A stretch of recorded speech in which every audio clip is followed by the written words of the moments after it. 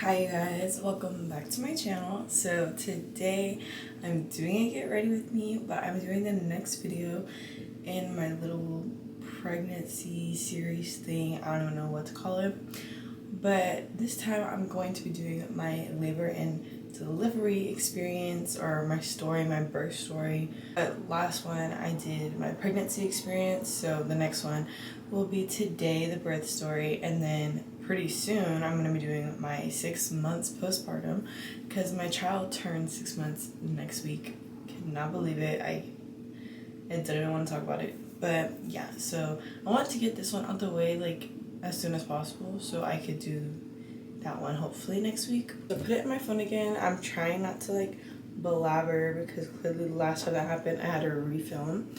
So I already put my moisturizer on. I was due on April 18th, and so if you watch my pregnancy experience, you would know that I was moving at the same time back home, and okay, so I was trying to like, me and Jackson got all of like our stuff into our room within like the first week, so I had about 2 weeks until my birth, until my due date to have everything sterilized, have everything washed, all that stuff. And I know some moms don't do it until like the baby's already there, and they be chilling, but I'm just like, no, knowing me, I'm not gonna be calm about it. Like, I just want everything done so I could just worry about getting used to my new norm as soon as the baby's back home, or once the baby's home. So I wanted to make sure everything was done beforehand. Keep in mind, I'm ginormous. Like, I was 38 weeks doing all of this stuff, so it was just a lot on me. But I was in nesting mode. I think I was honestly just stressing out that I wasn't gonna have enough time because obviously it was my first baby, so I didn't know when I was gonna have her. So I was just trying to get everything ready ahead of time by my due date. So it was on 18th, and baby was like nowhere to be found. Like, she was just chilling. Like, nothing was really going on. I thought I was getting contractions, but I think they were just Braxton Hicks. So I had an appointment with my OB on the 20th, and she was asking me, she was like, have you like had any contractions yet, or are they just like Braxton Hicks? And I was like, I don't really know what they are, but I was like, I don't think so. And so then she basically told me, and keep in mind, my like birth plan, I honestly didn't have a birth plan because I just didn't think it was necessary, because you just don't know what could happen once you're there. So I was like, I'm just gonna minimize my plan as much as I can, just because I don't want to be like disappointed or upset if it doesn't work out the way I wanted it to. And the only thing I really said was I don't want to get induced, and I didn't want to get on Pedicin. Is it Pedicin? I think that's what it's called. Those are the two things I said. I didn't want either of those. So at the appointment, she was like, if you don't have this baby over the weekend, so my appointment was the 20th, the weekend was the 22nd and 23rd. She's like, you're gonna have to get induced on the 25th. So that was the following week, which was a Tuesday. And so I was just like, oh, okay. And so Jackson obviously already knew what my plans were, and he was at the appointment with me, and he was just like, we get in the car, and I'm like, I need to call my mom. And I literally just started sobbing because I was just like, oh my god, like, literally the one of the two things that I just didn't want to happen is probably gonna happen, because I just didn't think the baby was coming. Even my OB was like, your belly hasn't dropped, this and that, and it just was not, it wasn't really looking like it was gonna go the way I was hoping. And so I was just kind of like freaking out because I was like, oh my god, like, honestly, I was just really scared to get the epidural, because I already knew if I was gonna get induced, I was gonna have to get put on Pitocin, which means I'm gonna have to get an epidural, because everything I was hearing and reading, it was saying like, oh, like the contractions are far more worse when you get induced, they're bad when you get on pitocin. So like most of the time, I mean, I'm not saying it's impossible to not get it, but it is pretty more, I don't know if it's true or not, so don't be coming for me if it's not, but from what I heard from a woman who went into labor, they said that it was worse. So I was just getting scared. And yeah, so that whole thing happened. Over the weekend, I literally was trying everything though. I tried the pregnancy pizza that everyone talks about. There's a place in my town that makes them, and I was trying to eat that, and nothing was working. I was walking. It was just, I kind of just like tried to accept it, and I was like, you know what, whatever, like, I'm just have to go with it. So I get induced on the 25th. I got there at, I think 6 a.m. I don't remember. I know it was really early. I think I got at the hospital at 6 a.m. did all my paperwork. I was in the room by 7. And overall, like, I want to say, like, I didn't have huge issues with the people on my team, like, for my delivery. Like, the nurses were extremely sweet. I literally could say I maybe encountered, like, 2 rude people there. And one of them was my first doctor when I got there. It was an older man, and I already got told, like, he is a little old school, but he likes to just get right into it. So if you're not comfortable with something that he's telling you, like, just let me know. Or if you're not, like, if you're comfortable saying something, go ahead. If not, I'll say something. And that was my nurse. So exactly what she said was happening. He was like, okay, like, let's break her water right now.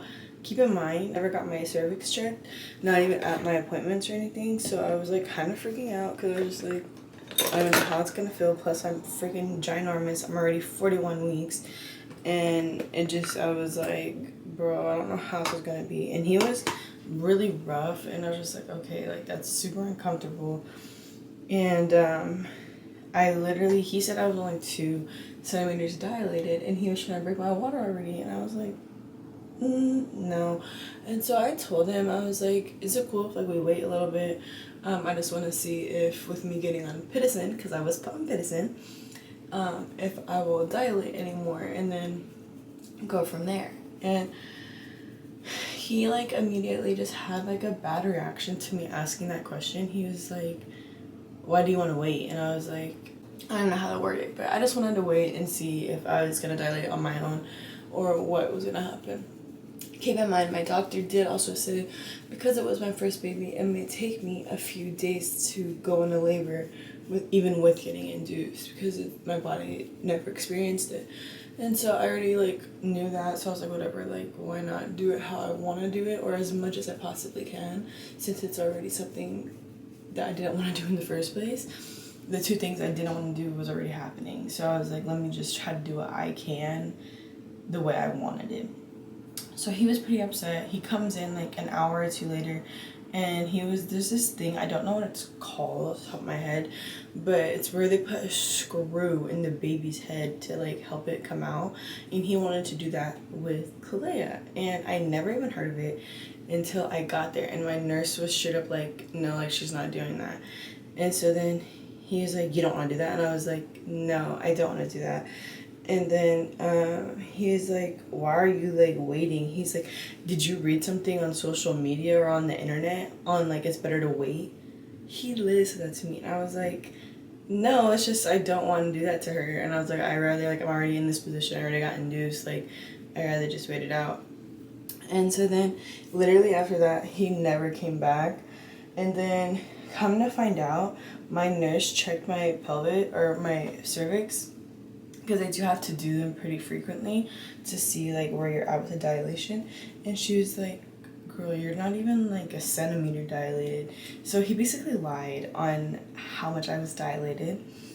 So yeah, so that was that. And I also wasn't really eating very much either in there, so I was getting super hungry. And I had coffee before, and my stomach was bubbling, you guys, but I was so scared I couldn't even go to the bathroom. And then, anyway, so time goes by. It's about 5 something. I'm on more pitocin, and my mom actually leaves. I was able to get my mom in the room. I'm not gonna say how because I don't want to get caught. If anyone watches this, it's not supposed to be watching it. But my mom was in the room with me and Jackson, and she ends up leaving for a minute because like we didn't think the baby was anywhere. Like she wasn't coming anytime soon. So she leaves to go to Starbucks for us. I was standing up, like on the bed. I was like doing the little movements and all of that, and I see a butterfly out my window. And if you didn't know, butterflies, when you see like random butterflies, like certain colors apparently, I don't know if it's true or not, but most of the time when there's a butterfly, it like shows like an angel is with you. When, I'll start crying, I'm gonna try not to cry. But when my grandma died, my granny, for her little, you know like how funerals have like little flower thingies, for hers we had butterflies on it. And I literally was like, Jackson, there's a butterfly right there. And wait a second. Wait, no. The butterfly happened after. Okay, so before I was about to start crying for no reason. Before that, my mom texts me asking if my water broke. Not even joking, like a minute after, my water breaks. And I literally was freaking out. I was like, Jackson, it's happening. So water's pouring out of me. And then when I look up, the butterfly is there at the window. That kind of like just brought the comfort that I needed at that time because I was freaking out. I try not to think about like delivering until I had to because I was one of those women who were extremely scared yet wanted to experience it. So I just tried not to think about it too much during my actual pregnancy. So that happens, contractions start coming in, and they were rough. They were very rough. I didn't want to get the epidural, but honestly, I just was not having a good time at all. My mom was talking to me, she's like, honestly, Dommymommy, like, if you need to do it, just do it. She's like, I'd rather you do it now, so, like, you won't be so miserable during all of this. And she was like, and then you could just, like, rest and try to enjoy your time before you have to start pushing. So I talked to her, I talked to Jackson. Jackson was probably just as scared as I was to get the epidural. He honestly might have been worse than I was because like we just didn't know what could possibly happen. Like we knew what could possibly happen and that's what was scaring us. And so I talked to him and I was like, I think I'm gonna just do it. And he's like, it's okay, like go ahead and go do it so like you could be more calm, you could relax. So I ended up getting the epidural when I think I was like close to 4 centimeters dilated. And I was sleeping for a little bit. It is hard, honestly. I feel like everyone says this. It's really hard to sleep in the hospital before the baby and after the baby. Because they're just coming in all the time. If the baby moves and they have to move the monitor thing, they had to do that. They had to check on me. So that was really tiring. I feel like that made it more tired because you're trying to sleep and you have to wake up, sleep and wake up. So then it's like 3 a.m. and I wake up to this like awful pain, and it was the back contractions. And I literally was so surprised like I was even feeling it because when I first got the epidural, I was not like, well, once it finally kicked in, I wasn't feeling anything. Like, I was chilling, I was happy. Whoa, I'm making a mess. Oh, well. But I woke up and I literally was just sobbing. Like, it was awful. And I kept telling them, I was like, I'm, like, feeling really bad pains in my back. Like, it's never ending. It wasn't even when I was getting contractions. It was literally the whole time. And keep in mind, I've had back problems since I was a kid. So it could have also been that. Plus, obviously, during pregnancy, you get a lot of back pains. And you get back contractions during labor. So I think it was just a mixture of everything. But it was so bad. And so then she checks how much I'm dilated. Come to find out, I'm like 8 centimeters dilated now. So she was like, oh my god, like, no wonder you're in pain. Like, you're at 8, I think it was 8 or 9 centimeters dilated. And so then we basically start pushing, and you have to like do these little exercises before you actually start regular pushing, which I did not know. So on one side you're pushing, the other side you're pushing, and then you get to pushing. So I'm practicing, and like she was telling me, okay, like when you feel a contraction coming, that's when you start pushing. So I started getting the rhythm of things. Like I knew when to start pushing by myself. Like it wasn't even showing up on the monitor, and I was already starting to push because then it was starting to go up. So I just felt like a pro. I was like, I was made for this. I was for real made to be a mom. Sorry, I'm not sorry, because that proved to me, I was like, no girl, like you were meant to do this. So that was like honestly motivating, because she's like, I've never seen someone like know that fast that they're having a contraction. And so I was like, yeah girl, sign me up to have another. Just kidding. Anyway, sorry. So I'm pushing. You guys, I threw up while I was pushing. I felt so nauseous, and obviously I couldn't eat, so it tasted like literal acid in my mouth when I was throwing up. It was so gross. Like, ugh, it was disgusting. But I was throwing up. I was extremely hot, and then my doctor actually was there. My OB was there, and so then they're like, okay, like I think you're ready. So I started pushing. My OB's in there. Literally, there was like 10 people in the room. I feel like it was motivating because everyone was so nice. If it wasn't them being nice and they were in there, I probably would have lost my mind. So yeah, so I'm pushing, and then they were saying, I didn't know this, but Jackson said like my first push, they were seeing Kalea's head come out. And I was like, oh my god, like I'm strong. But yeah, so I end up getting her out at 6:44 a.m. So I was pushing for about 3 hours, which I mean, I feel like it's pretty good for my first time. I don't know, but that's just me. The feeling of like getting a baby on your chest, I can't even explain it. I can't explain it. If you know, you know. It's the most surreal, amazing feeling you will ever experience in your life. I was just a mess. I was sobbing. The first thing I did say was, why does her head look like that? Because it's obviously like a little cone. I wasn't expecting it to look like that. That was the first thing I literally said when she came out. But yeah, so that happened. I did end up getting the rash that I talked about in my pregnancy experience after, I think, because I was throwing up. But yeah, so I had her for a while. They let me like spend time with her for about an hour before they start like doing her like weight and all of that and her little shots. I did get the 2 shots and the eye stuff in the hospital that day, just so she already had it. I forget which ones they are, but they're like the ones, well, my office or my hospital offered it. I didn't know that not all hospitals offer, because I know someone whose mom delivered and they didn't give her stuff until like a couple of weeks after, I think. So I just did that just so she had it already. And then I ended up being at the hospital for 3 days. So I went in on the Tuesday, the 25th, and we left on the 28th. That was brutal, actually brutal. I never want to be at a hospital for that long ever again, and it's not even that long. But I was just so tired. I was hungry. I didn't want to put her in the nursery, so me and Jackson were taking turns trying to stay up. Keep in mind, we were up for over 24 hours with me being in labor, and then let alone like, actually I didn't even hit 24 hours. It was like the 23-hour mark from when I got in the actual room. But anyway, that's not the point. The point is we were tired. I could barely keep my eyes open. I was trying to learn how to breastfeed at the same time. Luckily, Clea was a good latcher at the hospital. Emphasize at the hospital. I'll get into that in my next video.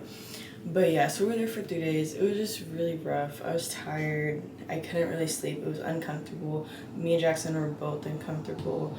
Obviously, I was sore.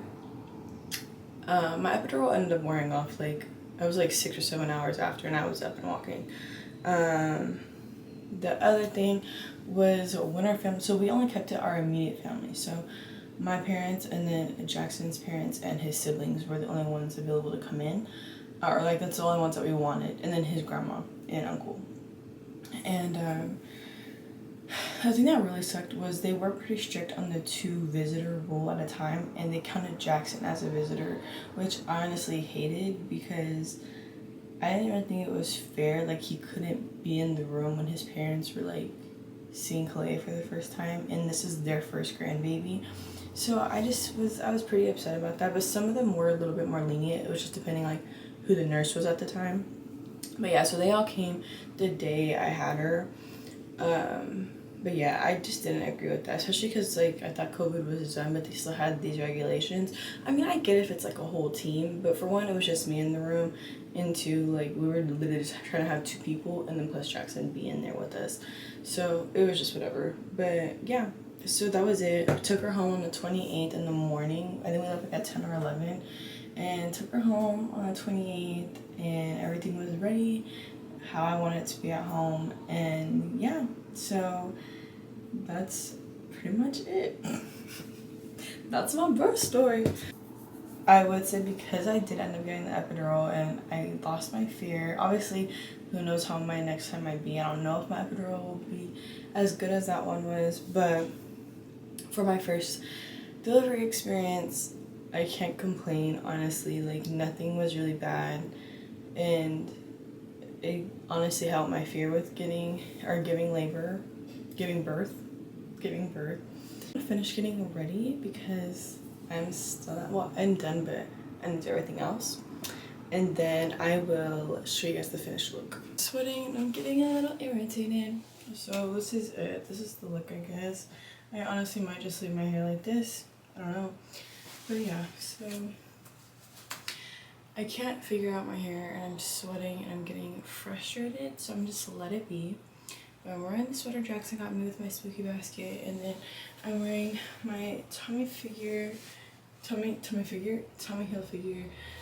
flared jeans. They're so cute. These are the ones I got in San Francisco. And then I'm gonna just wear my boots, I think. But anyways, I hope you guys liked this video.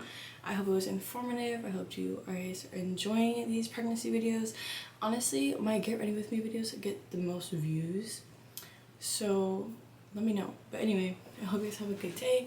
Stay tuned for the vlog, and I'll see you guys in the next video.